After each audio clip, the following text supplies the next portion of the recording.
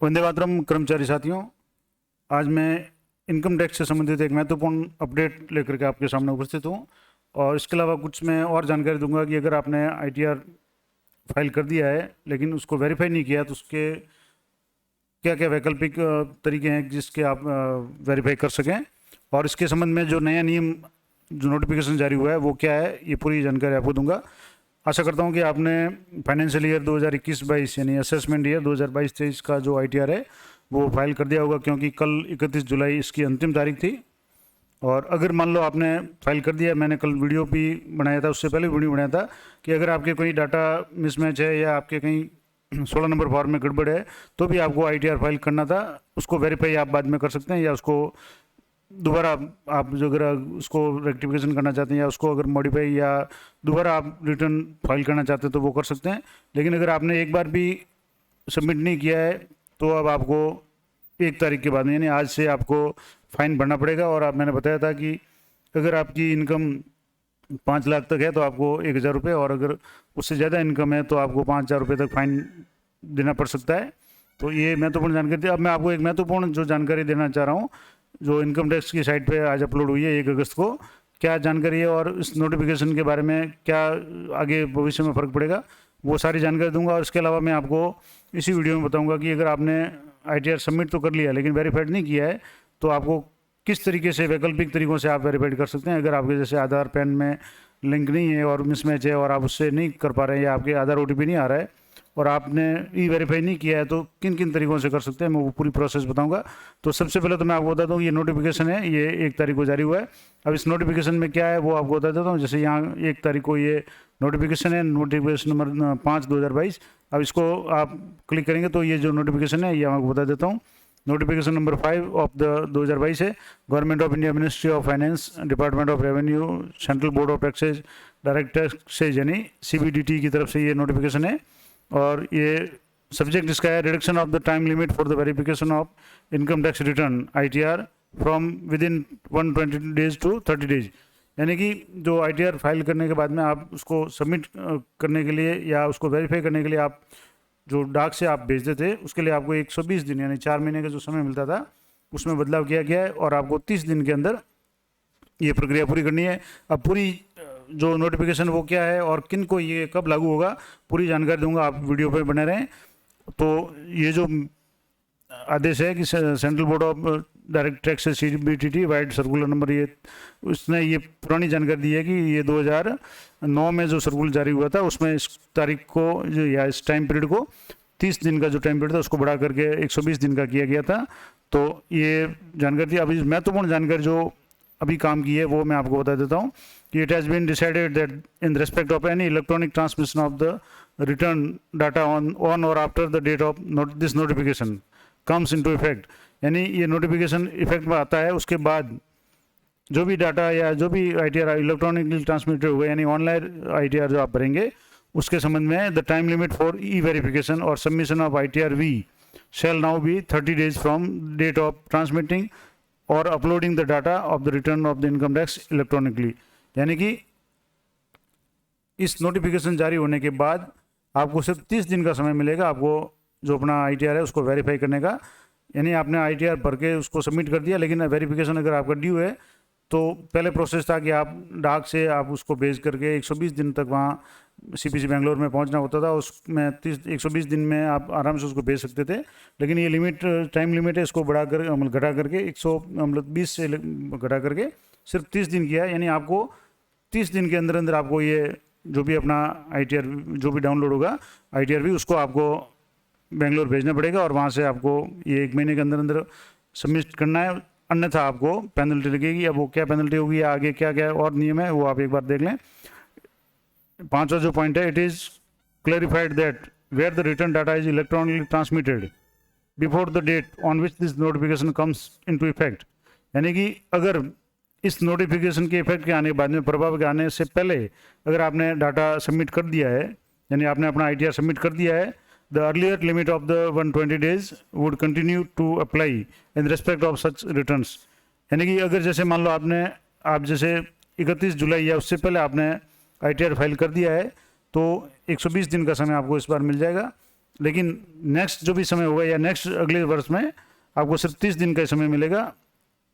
तो ये नोटिफिकेशन जब लागू होगा उसके बाद की बात है। अब ये आगे मैं आपको बता दूंगा किस तारीख को ये नोटिफिकेशन जारी होगा, ये नीचे आगे दिया हुआ है।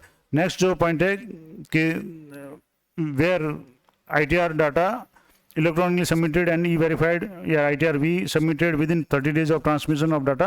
In such cases, the data of the transmitting of the data electronically shall be considered as the date of the furnishing of the return of income.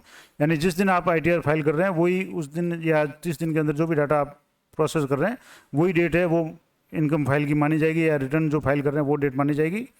जो नेक्स्ट इंपॉर्टेंट पॉइंट है वो है कि where the ITR data is electronically transmitted, यानी आपने ITR online submit तो कर दिया है बट वेरीफाइड और ITR-V submitted beyond the limit of 30 days of the transmission of the data. In such cases the date of verification और ITR-V submission shall be treated as the date of furnishing of the return of the income and all the consequences of late filing of the return under the act shall follow. यानी कि अगर मान लो जो जिस तारीख से ये नियम लागू होगा उस तारीख के बाद में अगर आप ITR आपने पहले सबमिट किया है या आप 30 दिन के अंदर आप नहीं भेज पाते हैं तो आपके ऊपर जो भी वही पेनल्टी लगेगी जो आप लेट ITR फाइल करते हैं। यानी कि लेट ITR फाइल करने का जो भी चार्ज है, जैसे कि 1000 और से लेकर के 5000 तक जो चार्ज है वो चार्ज आप पे लगेगा। कब लगेगा कि अगर आपने उस नियत तारीख को, यानी ये नोटिफिकेशन लागू होने के बाद अगर आप ITR फाइल करते हैं, जैसे अगर 1 तारीख को आज अगर आप ITR फाइल करते हैं तो आपके ऊपर ये लिमिट लागू हो जाएगी कि आपको 30 दिन के भीतर आपको उसको वेरीफाई करना है, अन्यथा आपको पेनल्टी के लिए तैयार रहना है, आपको पेनल्टी लगेगी। अब एक और इम्पोर्टेंट पॉइंट है जो भी मैं आपको बता रहा था कि this notification will come into effect from 1 अगस्त 2022, यानी आज से ये लागू है। तो इसका मतलब हुआ कि कल तक जिसने भी ITR भर दिया था लेकिन सबमिट नहीं किया है तो वो 120 दिन के अंदर अंदर वहाँ आप बेंगलोर में CPC में आप भेज सकते हैं। और इसके लिए इसमें एड्रेस भी दिया हुआ है कि जैसे duly verified ITR-V in the prescribed format and in the prescribed manner should be sent to speed post only to centralized processing center यानी CPC income tax department Bengaluru Karnataka. तो ये आपको वहाँ भेजना है अगर आपने ITR को वेरीफाई नहीं किया है। लेकिन अगर आपने ITR सबमिट कर दिया और लेकिन अभी जैसे 1 तारीख के बाद में आप करते हैं तो 30 दिन के अंदर करना पड़ेगा। और अगर आपने कल तक 31 जुलाई तक आपने ITR सबमिट कर दिया था और वेरीफाई नहीं किया है तो आप 120 दिन के अंदर कर सकते हैं।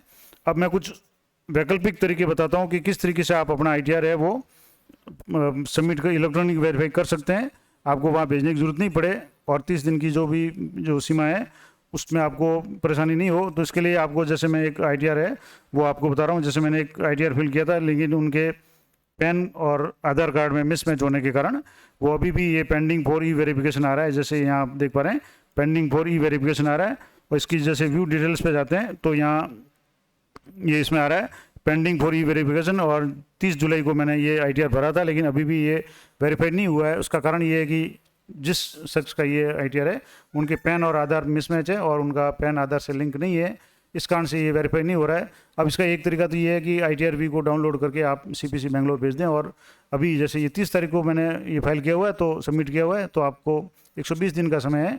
और अगर अब इसके वैकल्पिक तरीके मैं आपको बता देता हूँ, जैसे ई-वेरीफाई रिटर्न पे आप यहाँ क्लिक करेंगे तो आपके सामने कुछ ऑप्शन आएगा, जैसे ये आ जाएगा ई-वेरीफाई। अब ई-वेरीफाई में क्या क्या तरीके हैं वो मैं आपको बता देता हूँ कि पहला तो जैसे ये था कि OTP मोबाइल रजिस्टर्ड विद आधार है। दूसरा तरीका है अगर आपके मोबाइल आधार से रजिस्टर्ड नहीं है या लिंक नहीं है तो वैकल्पिक तौर पे एक तो तरीका ये है कि I would like to verify using digital signature certificate. अगर आपका DSC बना हुआ है, DSC यानी डिजिटल सिग्नेचर सर्टिफिकेट जो है डोंगल बना हुआ है तो आप उससे वेरीफाई कर सकते हैं। एक तरीका तो ये हुआ। दूसरा है electronic generate electronic verification code, EVC के द्वारा आप कर सकते हैं। अब EVC में आप कैसे करेंगे, नेट बैंकिंग के द्वारा कर सकते हैं, थ्रू बैंक अकाउंट कर सकते हैं और थ्रू डीमैट अकाउंट कर सकते हैं। अब नेट बैंकिंग के लिए आपको वहाँ नेट बैंकिंग का ऑप्शन यहाँ क्लिक करते ही आपके नेट बैंकिंग का ऑप्शन आ जाएगा और उसमें आपको लॉगिन करके उसमें एक ऑप्शन आएगा ई-वेरीफाई का रिटर्न, तो वो आप कर सकते हैं। बैंक अकाउंट की डिटेल के द्वारा या डीमैट अकाउंट अगर आपका है, अगर आप शेयर मार्केट वगैरह में काम करते हो तो आपका डीमैट अकाउंट होगा, उससे भी आप इसको वेरीफाई कर सकते हैं। अब किन जैसे इसमें एक नोट दिया हुआ है कि you can generate EVC through bank ATM। EVC के लिए एक तो आपको बैंक ATM से भी जनरेट कर सकते हैं और generate EVC through bank ATM कौन कौन से स्टेप आपको फॉलो करने पड़ेंगे, visit your bank ATM and swap the ATM card. यानी आपके जो बैंक का एटीएम है, जैसे आप एसबीआई का तो एसबीआई पे जाएं, अन्य बैंक का तो अन्य बैंक पे जाएं, और उस एटीएम पे जाकर के आपको वहाँ कार्ड स्वाइप करना है और उसके ऊपर pin for income tax filing का ऑप्शन आता है, उस पर आपको क्लिक करना है और वहाँ से एक EVC will be send to your mobile and registered email ID. और उसके बाद में आप यहाँ ईवीसी को यहाँ फीड करके, जैसे इसमें लिखा हुआ है कि यहाँ अगर ईवीसी आपके यहाँ जनरेट हो जाता है तो आपको इस पर क्लिक करना है, जैसे इस पर, और लिखा हुआ है कि I have an electronic verification code यानी ईवीसी, और यहाँ आपको ईवीसी एंटर करना है। उसके बाद में जहाँ एंटर कर देंगे तब आपको यहाँ क्लिक का ऑप्शन है वो काम करना शुरू कर देगा। जैसे मैं कोई कर देता हूँ, जैसे ये मैंने ऐसे ही किया तो यहाँ ये ऑप्शन काम करना शुरू कर दिया है।